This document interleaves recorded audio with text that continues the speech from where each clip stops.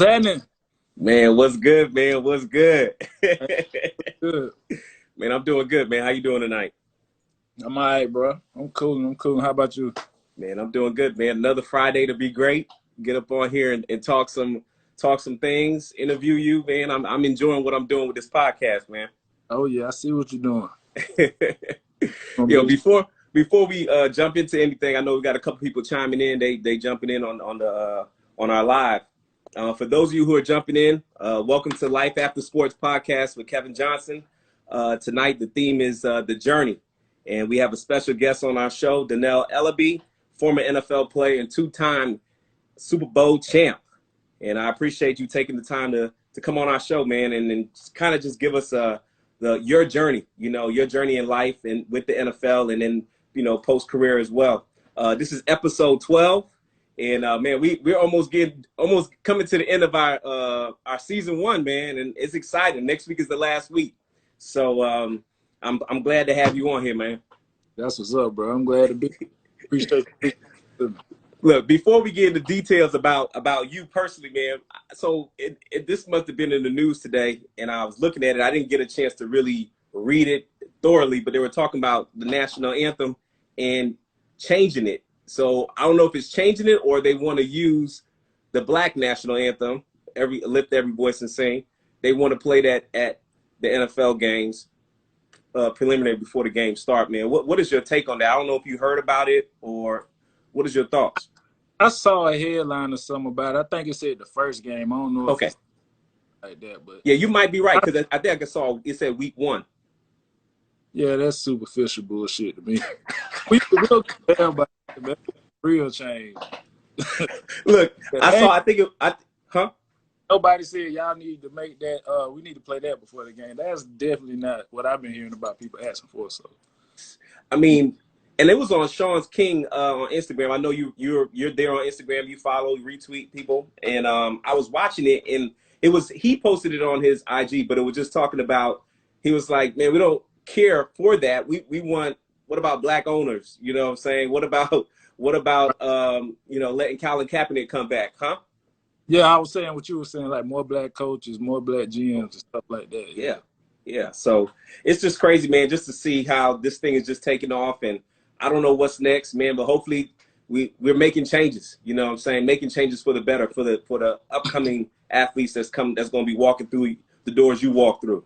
So with that, talking about journey, man, let's get right into it. Let's talk about your journey from the beginning, from your childhood, and where you born, where you grew up. So I was born in Charlotte, South Carolina, which is like 15 minutes from where I went to school at and where I did most of my time in North Carolina. I was back and forth. So the place I was mostly raised was Hamlet, North Carolina. Okay. It was like 15 minutes from where I was born. And the high school was Richmond Senior High in Rockingham, North Carolina. So it's all Richmond County. It's like 4 cities in one county. One county. High school.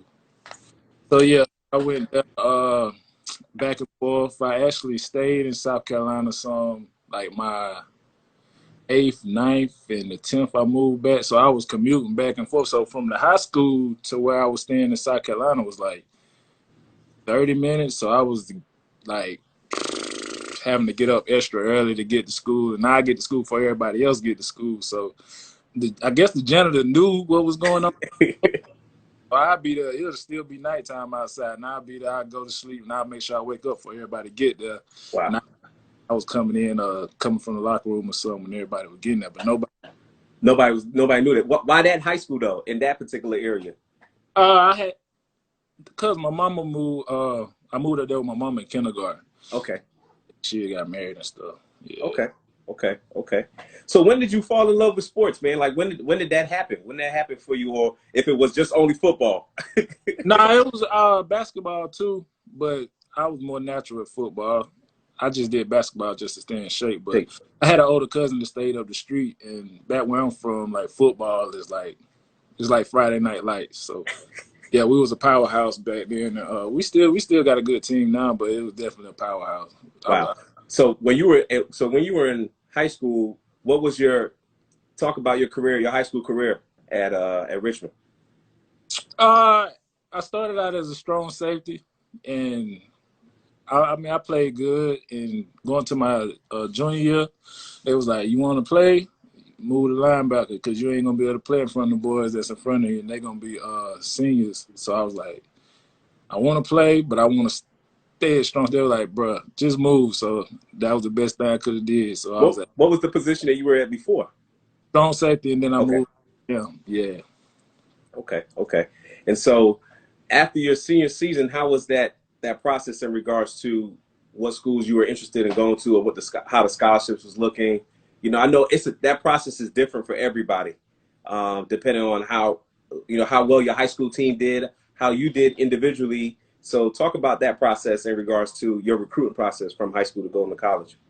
So I had a few offers, and I was like 174 as a linebacker my junior year. And I got an offer from Tennessee. I remember my Coach Arthur, he told me, I was like, "Man, I ain't going to be able to go D1." He was like, "Bro, they going to want you because you can run." And after he said that, it was like, I got an offer from Tennessee, and I started getting all kind of interest. And I was like, damn, that shit.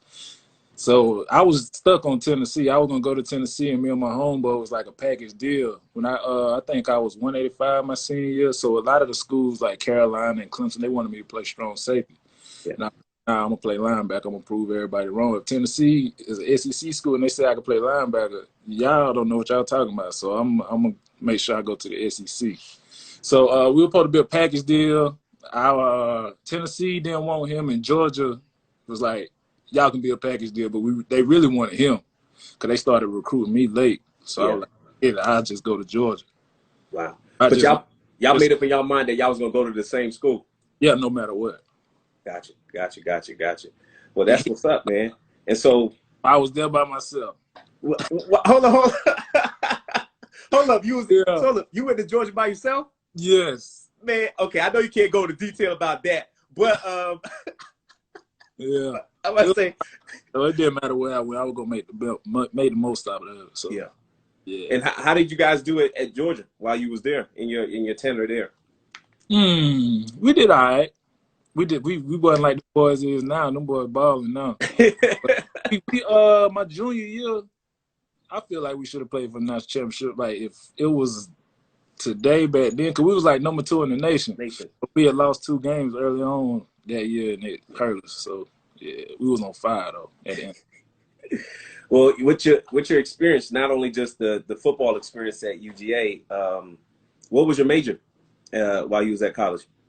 So when I was getting recruited, I told I wanted to do computer programming or computer science, something with computers. Like either one of them, I didn't care. Yeah. You can come do that. So I got there first day of school because I didn't go to summer school. I showed up the first day. They was like, I looked at my shit. That shit said housing. I was like, what's this? They were like, oh yeah, you can't take them other classes because they only offer them classes during football practice. I was like, well, guess I'm gonna be a housing major. So it was housing and consumer economics. Okay. And the reason why I asked you that, I used to work as an academic advisor at Broward College here, and a lot of times I would see the transcripts coming from these other schools where kids they just athletes. They just come to take classes in the summer. So I'm looking at some of these transcripts, and it say, "What's the major?" I had one program that said the major was football. Like that was the major. I was like, it was a school out like Wisconsin or something like that, and I was like, "Boy." That's crazy. Hey, I said, man, y'all just giving away degrees right now. How you get a degree in football? In football. So I don't know. It didn't say like introduction to coach. It was the degree was football. So I was like, wow. Like I didn't even know that it existed. And I really, They need to implement that. We need that. No, what I truly feel they need to do is degrees like you said, like the degree that you really wanted to do at that particular time. They got to figure out a way. Institutions have to figure out a way where they're not pigeonholing our student athletes to taking classes that they can only take because, yes, they want to play football and that's what their number one priority is at that time. But then they have to change their degree to do something totally different because then when they graduate, it's like, man, I didn't really learn anything in that particular, degree. So I think they need to do a better job of offering classes a different way. get lied to in your life, I hope, is that You said what? most I got lied to, for real. I was supposed to keep my high school number. Didn't happen. They told me we was going to wear duplicate numbers. That didn't happen. I was like, man, I'm here by myself. My homeboy ain't here. They didn't like me about my major, my number. I was like, boy, I was ready to pack it up. I was like, nah, I'm going to make the most out of it. Because, like, when I went on my recruiting visit, all the guys, they was like the people I was hanging around with at home. So it was like, Yeah. felt at home around the dudes. So it was like, make the most out of it. Yeah, you didn't feel out of place or anything like that. Oh, So that's not at all around the football team. Yeah. So man, let's talk about I'm just to let you know how to flow the conversation. We're talking about pre-career. We're going to talk a little bit now about your in-career NFL experience, and then we're going to go about a little bit on post-career. So let's talk about your journey being undrafted in the NFL, then to be playing 9 years in the NFL. Yeah, that undrafted, that was bogus too. Because I mean, my junior, I was gonna come out my junior year because I had like a 3rd-round grade. Okay. But I was gonna get my degree or whatever. So I went back and I was like top 3 inside linebacker, but I got hurt early. Okay. So you went back to finish up school. Yeah. I was like, if I'm 3rd now, I go back and ball. 1st round, whatever. Boom. Got hurt early. I messed my knee up. So that kind of hurt my grade, whatever you call it, my stock or whatever. The stock for football. Honestly, in my eyes, I felt like I got blackballed, but it started bringing up my past and stuff. I got in trouble while I was in school too, so that's part of it. But going into my senior year, I had a 1st-round grade, so I knew that even though I was undrafted, I knew what type of player I was. I knew the type of quality player I was. So they did nothing but just add fuel to my fire. So they told me that I was undrafted, I didn't get drafted. So I said, I'll go to one of the teams known for defense. So I said, I'm going to Baltimore. I'll make that team. That's what I did. Wow.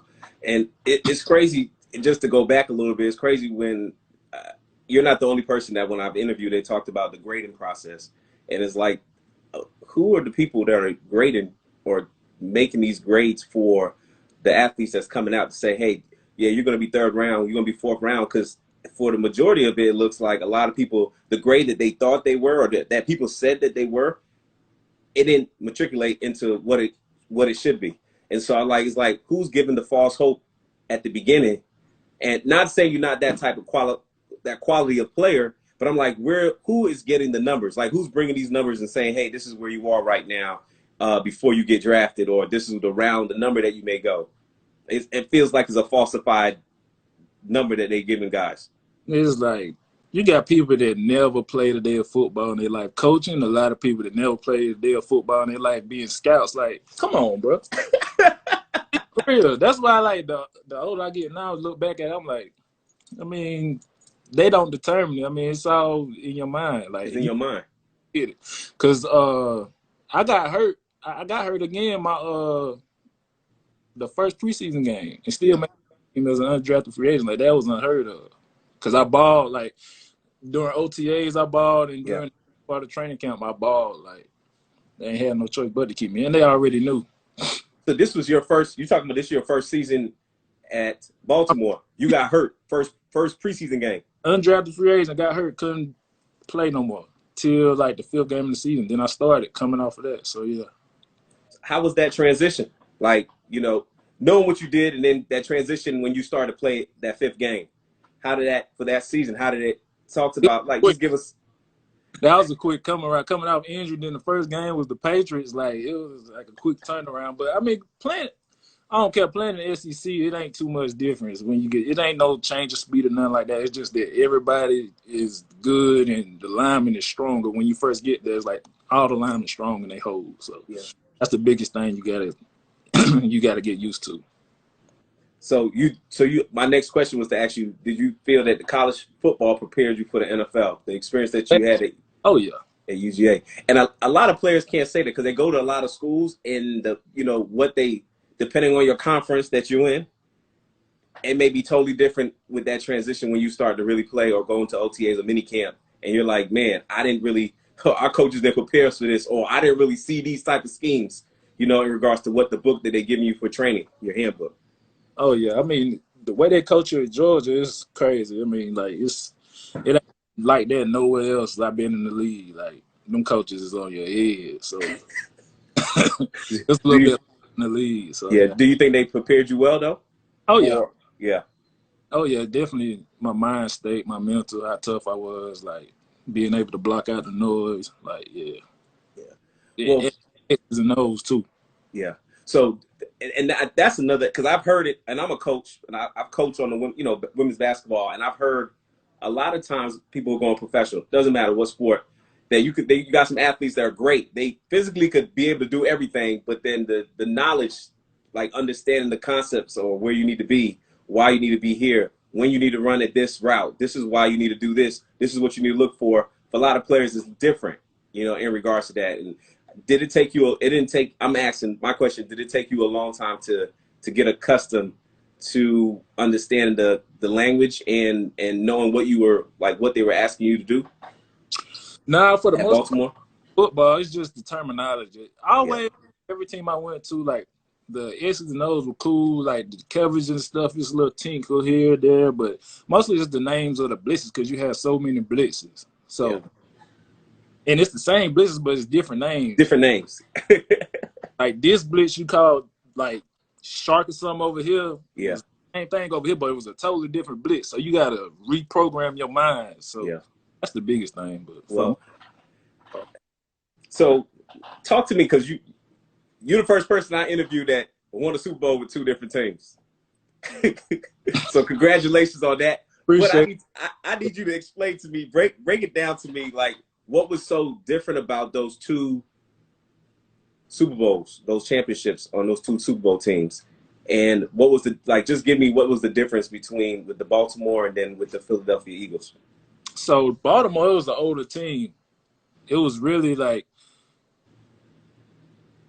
everybody was playing for Ray and Ed. You know what I'm saying? We had like older guys that were vets that we were not there playing for ourselves. We were playing for them. So it's different. And it felt like a family. Like that was the most close-knit team I've been on. And I was there for years, so it was like I was one of the vets that was there too. Because change. So we were playing for Ray and Ed, and them boys was like real like like you wanted to play for them. It wasn't like I'm scared to mess up type. It was like we was competing against them. Yeah. But at the time we knew like we had to be on our shit. You know what I'm saying? Yeah. And when it came to the Eagles, it was like halfway during the season. It was kind of like a culture shock to me because I was older by then, and it was like half year. And it was like they were playing music in the locker room before the game. I'm talking about it was like totally loose, like totally different. Head coach I've been around, like, he let them boys be free. That was in there chilling, like, no worries. Like, we know we got this. So it was a different feeling. And in there dancing before the game, like, I liked it because that's what I felt like we should have been able to do with the Ravens. Like, we did it during practice and stuff like that before. Like, chill, like, quiet. Yeah. So we got this party, and that party led to the field. Like, them boys, they were amped up and ready to play. Yeah, so, both teams, you could feel like you felt like you was gonna win every game. Wow. It's a feeling that you just feel like you got it. I've been on teams like it was like, I hope shit, we might get this one. We gotta go out here and ball. But this one, like, nah, they gotta catch us. Dang. So did you feel so could you explain it just now about you were younger on the Baltimore team when you won, and then when you played for the Eagles, you're a little bit older, so and you played with different teams in between as well. And so same energy in regards to going out there and winning, right? The same energy, but it was two totally different coaching styles. Like to the spectrum. All about control of everything down to what cleats you had on. On Baltimore? Yeah. Are you serious? Yeah. And Doug he was cool, man. You could tell he had played football before. Like, he was cool, like, for real.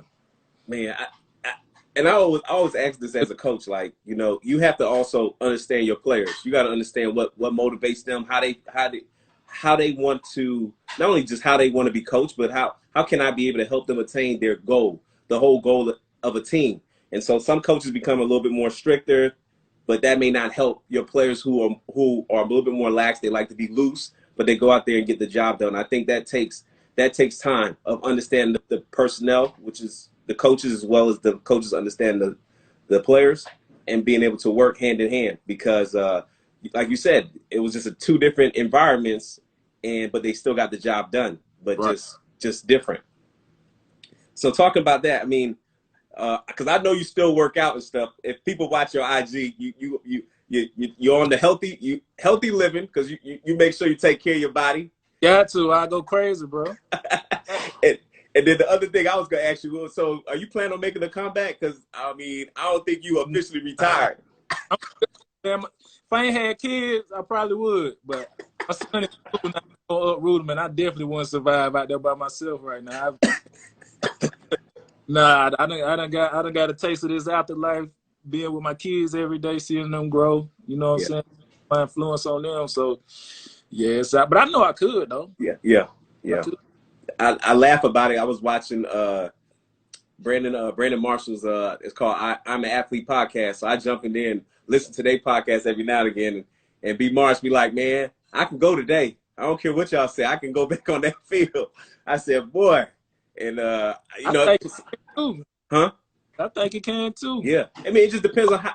And like you don't gotta exert much energy when you older, because you know, like you settle, you calm, you know what's going on. Like when you young, it's like you just try not to mess up. But when if they take care of you, you can do it. Yeah, They just gonna mutt you. Like I might blow a hamstring or two.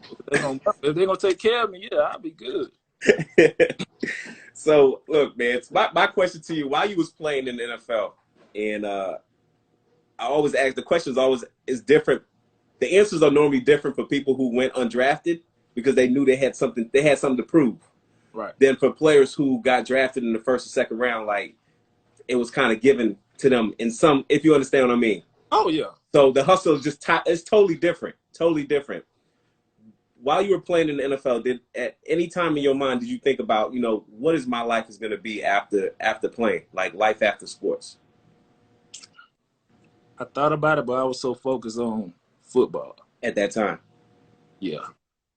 My plan was to make as much money I could. So after I get done, I wouldn't have to be forced to jump out and have to do this and do that. But I wish I would have took out more time to just dibble and dabble in different things. So I network more. So I'd be more after. But I mean, I ain't got no rush. But at the same time, I wish I would have did it. Yeah. I was listening to I go back to B Marsh because I watch their podcast every week, and he was saying something about I think it was the money he got from the Dolphins. I can't remember what the contract was, and he said he took all his money, just held on to it, didn't put it in the bank, just held his money. It was like, man, I'm just gonna put it because I don't want to go and force myself to start doing investments and doing things, and I'm not knowledgeable of where I want to put my money, how I want to use my money, where I want my money to go, because I'm not to say not educated, but he wanted to make sure that he knew exactly the facts on how money works. And it's hard. It's really hard to do that and playing football your number one priority, taking care of your family number one priority, and then investing it, letting somebody else, huh? You get a financial advisor that's worth something, they're going to teach you. They're going to teach you, yeah. Make sure you trust them. Yeah. If you holding money, you losing money. You put in the savings account, you really losing in the long run. Yeah. No, you're right. You're absolutely right about that. So talk to me about the importance. We're going to go post-career now. Talk to me about the importance of, you know, having your family, like how important your family has been for you throughout this whole journey through the NFL, and what that means to you. I mean, we had my first son when I was here at the Dolphins, so 14. So probably halfway through my career, I had my son, and that changed everything. It slowed me down a lot. So that was a big positive. And having my wife, having somebody to hold me accountable and to make sure I'm doing the right things, that was definitely a positive. Because I know how wild I would have been if I was by myself. So, yeah, I mean, it played a big part, man. It was a huge positive and guide me in the right way. So, I mean, I'm thankful for it. Yeah. If I would have got a little bit of money quicker, I would have had a son quicker. But I wanted to make sure everything was settled. I was straight. I was financially straight before I had a kid. But yeah. Now, talking about enjoying your post-career right now and spending a lot of time with your family, with your wife, and just really just soaking in the time that you didn't have maybe those 9 years, just ripping and running from team to team. You got to be here at this time. Separation from your family at certain points, depending on what team you played for. What were some new things you learned about yourself during your post career? You know, while not playing anymore, like what things have you learned more about yourself or revealed? It might sound, I don't know how to put it. Nothing sounds stupid. Like, I ain't gonna say it sounds stupid, but it's like, duh, you should have wanted to do that during the league. But like now I'm soaking up a lot. I'm noticing stuff. Now that I'm slowed down, Yeah, seeing a lot of stuff different. So when you're in the league and you gotta do this, do that, you don't get to process stuff like you should. You don't get to slow down because after the season, going home, chilling with family, you all constantly on the go, vacation, this and that. But when you done, yeah, and you gotta sit down and just get quiet when you get to process stuff. And like I learned a lot about myself. I mean, just trying to get my mental right. Like, what's next? I thought I was gonna be all right after the league, like just being able to chill, sit around the house, but I'm too young for that. Even though I can, it's like I gotta do something. I gotta find something to do. So that's why I'm out here coaching at youth school now. Just to get back, you know what I'm saying, helping out the kids and just doing something. But just being around my family every day and spending more time with them, I mean, it's a great feeling. Like I knew I could be like a stay-at-home dad, but yeah, I add something else into it, and it just feel good that like to see how happy my kids is when I'm home. when you're like, home. Yeah, you can see the change in them when they were like, you ain't gotta go to work, you ain't gotta go to practice, you ain't gotta go to football. Like, it's different. It touched me different. So after that first year, I ain't get picked off. Like, yeah, it's over. Yeah, and the crazy thing is, I was talking with somebody about this, another player, and he was saying, Kevin, it's just the adjustment. Like you're ripping them, like you said, you're ripping and you're on the go all the time. And then when things slow down for you, you actually get to really enjoy your blessings, your family, your kids. And then to hear them say that, you're probably like, man, I'm done. I checked all boxes with that. And I just want to devote more time to them because now they're the younger generation that's grown up, and I want to be there for them. Right. So along this whole journey, man, before I ask you the other important question, you know, what are you interested in doing? You know, in regards to the next chapter. I know you're coaching now, but you know, what are some ideas or some things that you've been thinking about? You don't go into detail, but what are some things that you're thinking about while you've taken, you're in your post career enjoying retirement? Man, I'm all over the place. Like we talked about thinking about going to get my master's after I Yeah, went to full body exam, talking to the psychologists and stuff, like checking out everything. And yeah, we know that, like, bro, if you ain't got it, you fully be capable of going to get your master's. And, yeah, just thinking about different things like real estate and just trying to learn more about yeah, financial literacy and stuff like that, investing, yeah. market. Like I'm all over the place. I'm listening to different things, just soaking up different stuff, man. But it's good though because you're taking the time to educate yourself. You know, a lot of times I think, and not just to athletes, I think that just happen to just common regular people. It happens to all of us where sometimes you're moving so fast that you really can't take time to really hone on the skill. And it's just like football. You watch videos, you do your research on the teams, you see where they have deficiencies on people that you're playing. It's the same thing in regards to a career or another job, looking to see how can you be able to do better for yourself and educate yourself. It's the same thing.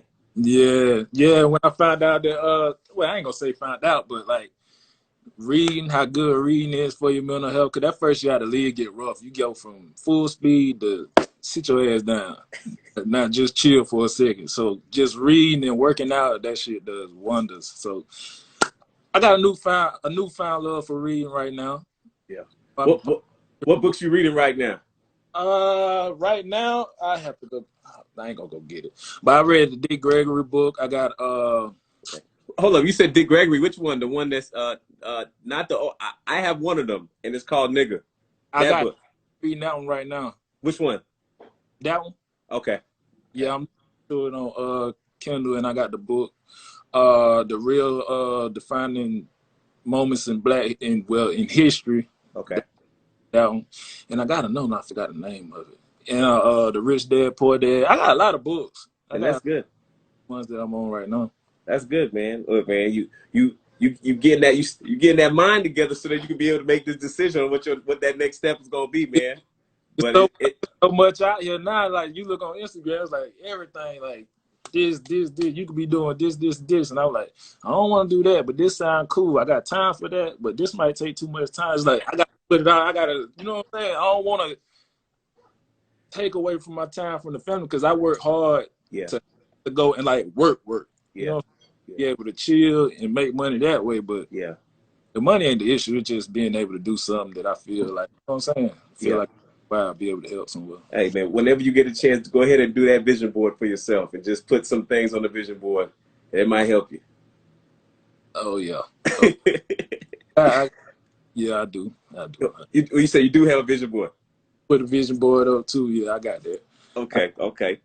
So my next question, man, to go on to the next thing is, let's talk about the importance of your wife and the role that she plays in your life, man, and how supportive. I love the way that you're supportive on what she's doing. She's supportive of what you're doing.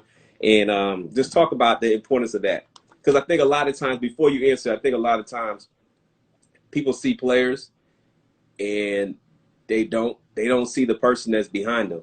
You know, like it's a whole tribe. You know what I'm saying? It take a whole village for you to do what you were doing those 9 years. And you know, she's always been around there the whole step of the way. And so, you know, and I'm pretty sure you give her credit every day, you know, for what she does. But go ahead and talk about the importance of your wife. Oh man, like number one supporter, number one accountability partner, number one got my back, like my security guard, everything. Get out of trouble for me snapping. So I mean, definitely the number one most important person in my life, man, to make sure I'm getting right and keep my mind right. Number one person I confide in, like keep my mind right. She a holistic coach too, so you know what I'm saying, like a health coach, life coach. So I got an in-house coach. So that definitely made me want to improve myself and, you know what I'm saying, better myself and my kids and my family. You know what I'm saying? But I'm happy, you know what I'm saying? It's like I can just go to her, bro. Like she prayed for me, I could feel everything just get lighter. So it's deep. It's deep. Yeah, man. And I think sometimes a lot of times you hear about players and they talk about themselves, they talk about what they're doing. And sometimes people, what happened? I said she on here laughing. Let her laugh, man. Let her get her shine right now. But I think a lot of times people are, you know, as guys, I don't know if it's a macho thing, they're afraid to just, you know, to let people know, like, man, I appreciate my wife. You know, I appreciate her being supportive, because if it wasn't for her, there's some things that I wouldn't be where I'm at today without them. And so, like I said, I mean, I like the bond that you guys have. I've known you for years, and man, just how she's been supportive of you, you've been supportive of her, and I think, man, it's great. You know. Oh yeah, definitely can't let the ego get in the way of that. That's part of being true with yourself, man. Yeah. Like definitely when you sit down and after it's over, you ain't got no choice but to sit with yourself. You can come from it when you're in the league, but when it's done, you ain't got no choice but to face it. You know what I'm saying? A lot of shit come up. So I mean, a lot of people. Not only that, but a lot of times when players, you know, they're married or they got a significant other they've been dating for a long time, and they retire and they leave. Now they're home more. Like you're home with your family. You're home with your family more. You're home with her. You're home with the kids. And sometimes with some relationships, man, it get worse because they weren't accustomed to that, to the man being home now, than him just being on the go. So now it's a real adjustment for everybody. Oh yeah, she the reason why I'm out there coaching now. So you can see that, like, I'm just drowning in here. I don't know what to do. I'm fucking mad. I'm sad. I'm like borderline depressed for real. She was like, man, go out there and try to coach. See if you like. I always said I don't want to coach. Like I don't want to be no coach. The kids hard headed or whatever. But I went out there and helping out. And then when I seen like the first kid, when I saw the light bulb go off in his head, it was like I got the chills all over. Like I got a sack or something. Like I made a play. It was like you made a play. I guess I can do this. So I got to thank her for that, because I wouldn't have did it if she wouldn't have pushed me. Yeah, man. Do a lot of want to do. See, and in the long run, it's like I appreciate that. Yeah, man. It's a support system, man. It really take two, man. I know a lot of times you're doing stuff on your own, but you have that significant other where you can bounce ideas off and grow with each other, man. I think it's a unique thing. I think a lot of times we don't hear about guys that have a great significant other who they, you know, they do well with each other and they're allowed to, and they don't mind expressing. I know you're not big on to, like, you know, want to be on all social media network and show hair, this, but you know, when you can, I like that you always are supporting her. Now, before we come to a close, man, I want you to give our viewers, you know, what advice would you like to share to professional athletes who are uncertain about this journey, you know, journey of playing, on what's expected, what's unexpected, the unknown.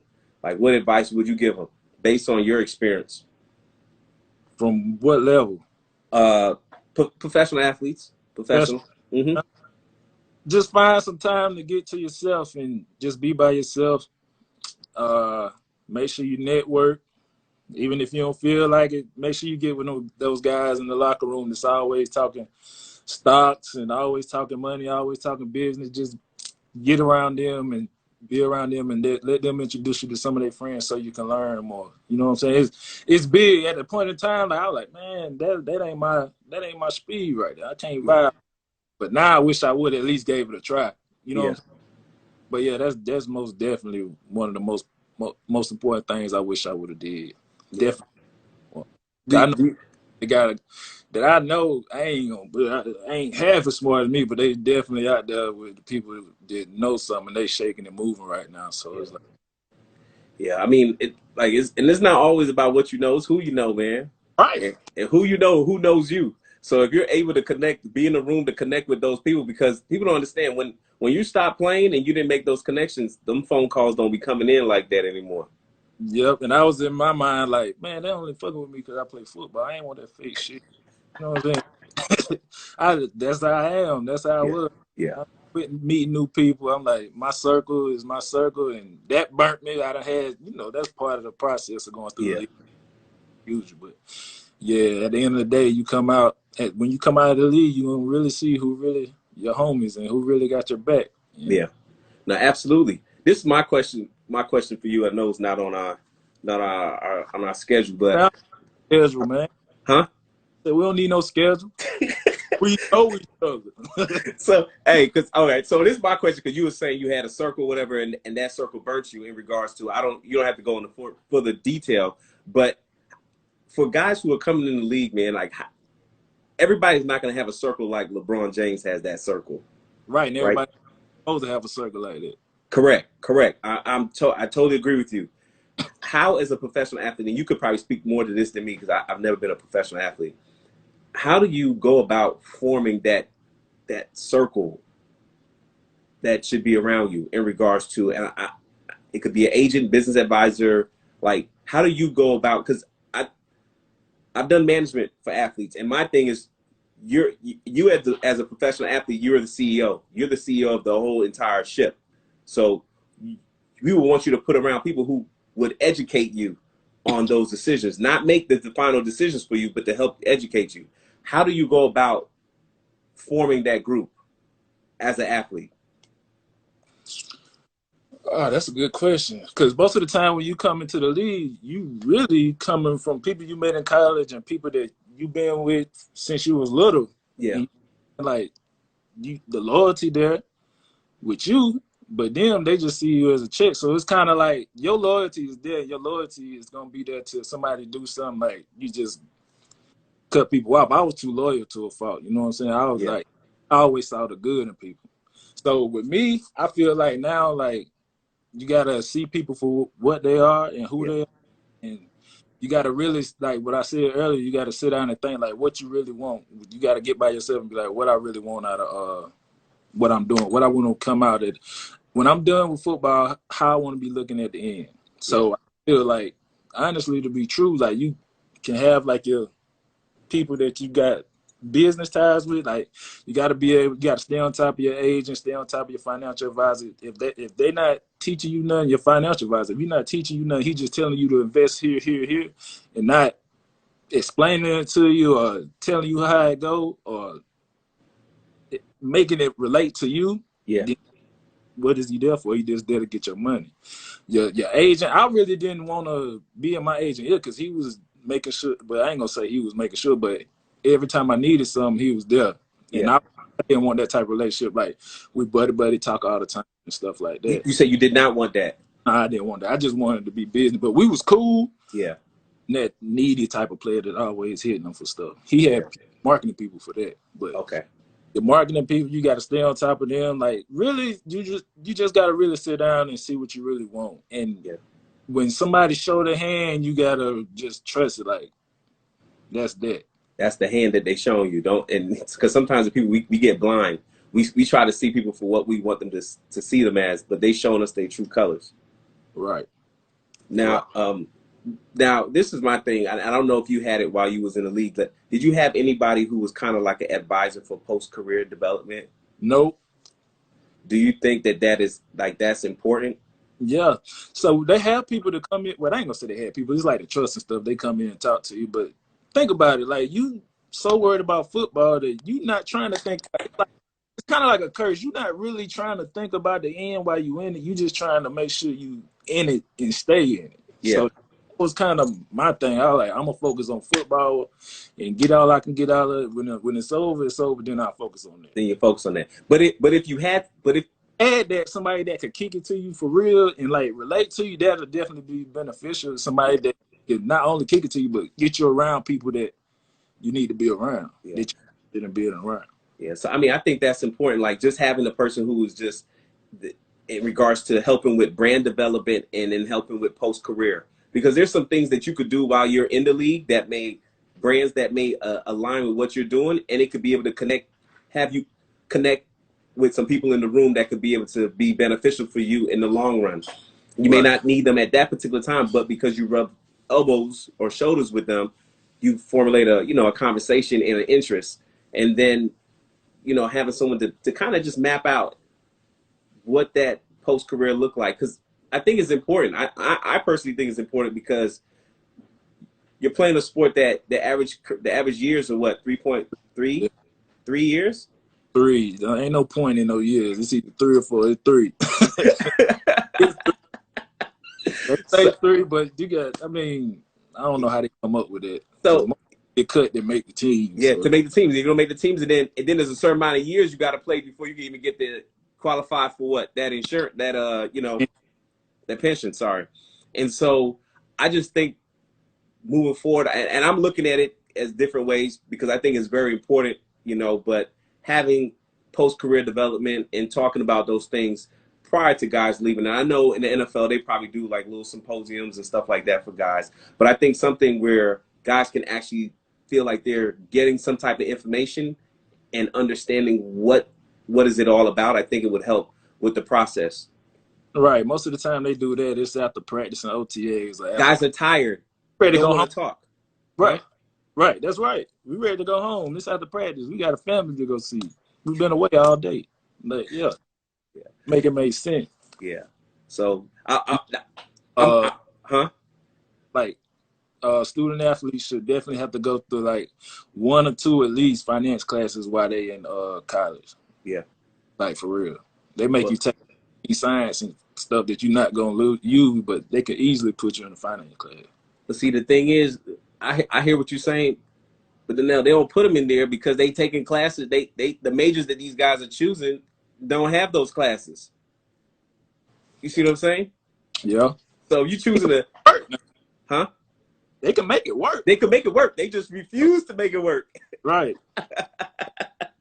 But you're right, though. You're right. And the reason why I ask you those questions, just because looking at that niche, looking at something that can be able to help educate and help the next generation of student athletes that's coming through, and the next level of professional athletes that's coming through, looking for something to be able to help those guys. So I think that, you saying that, and letting me know that that's something that's needed.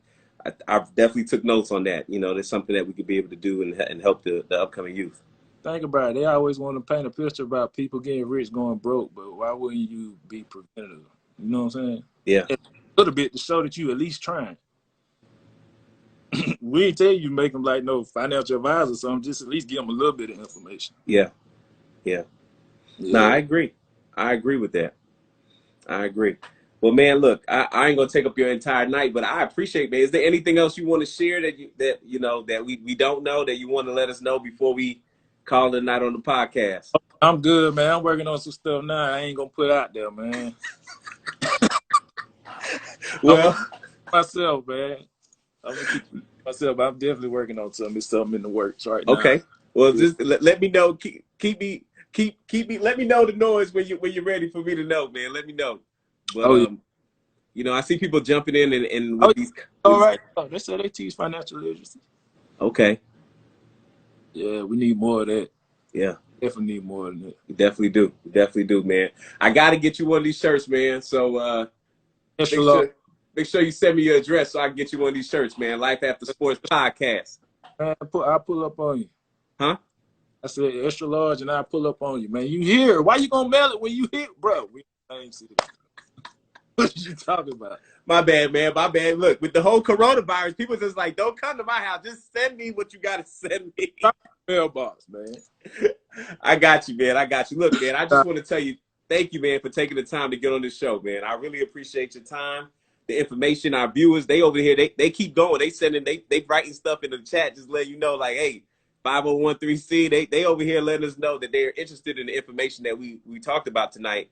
And so that lets me know, like, man, a mission is accomplished, you know, because we want to educate people that are watching. So thank you again. Oh, yeah, as long as we're moving forward, we good. That's all we need. That's absolutely so. We just finished episode 12. I appreciate everything. May you have a good night, my brother. Already. Appreciate you. All right, man. Take care, man. Tell your wife I said good night. All right. All right.